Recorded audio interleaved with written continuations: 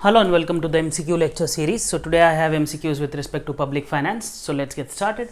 The first MCQ is, what are the causes of increase in public expenditure? The first is mounting defense expenditure. Second, increasing population and urbanization. C is increasing welfare activities, and D, increasing subsidies. So we have to select the correct answer. So first option is A and B, second is B and C, third is A and D, and fourth is all of the above. So the correct answer here is all of the above. If there is an increase in defense expenditure, welfare activities, population and urbanization, subsidies, then public expenditure is bound to increase. So therefore correct answer is all of the above. Let us move to the second MCQ. What are the possible effects of public expenditure? What are the possible effects of public expenditure? So the first is effect on production, second effect on distribution, third is effect on individuals, and fourth is both A and B. So here the correct answer is both A and B. It has effects on production as well as distribution.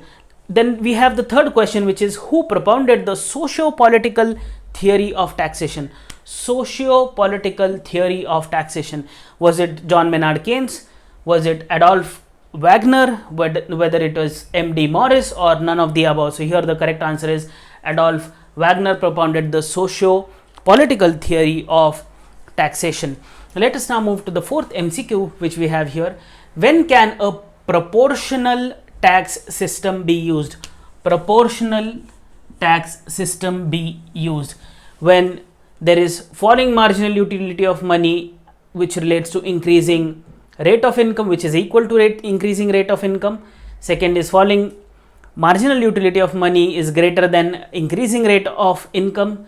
Then rising marginal utility of money is equal to rising rate of income, and none of the above. So here the correct answer is falling marginal utility of money is equal to increasing rate of return. So then I can apply the proportional tax system. Let us now move to the fifth MCQ. When can a progressive tax system be used? Progressive tax system be used. So here the options are, fall in marginal utility of money is greater than increasing rate of income. Then B option is falling marginal utility of money is equal to increasing rate of income, but this is for proportional tax system, this one, yeah. Then the third option is falling marginal utility of money is less than increasing rate of income, none of the above. So here the falling marginal utility of money should be greater than the increasing rate of income. So this is the correct answer, yeah, for progressive tax system, and for proportional they have to be equal.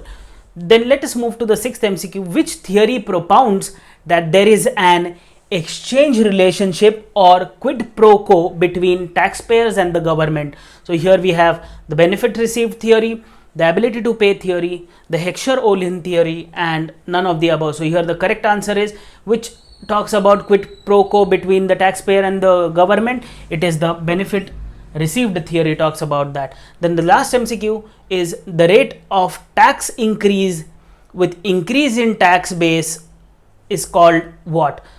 The rate of tax increase with increase in tax base means my income and wealth is increasing, is called as what? Whether it is called as progressive tax system, whether it is called as regressive tax system, whether it is called as orthodox tax system, or none of the above. So the correct answer here is the progressive tax system. So I hope the MCQs are pretty much clear. Please stay tuned. Thank you.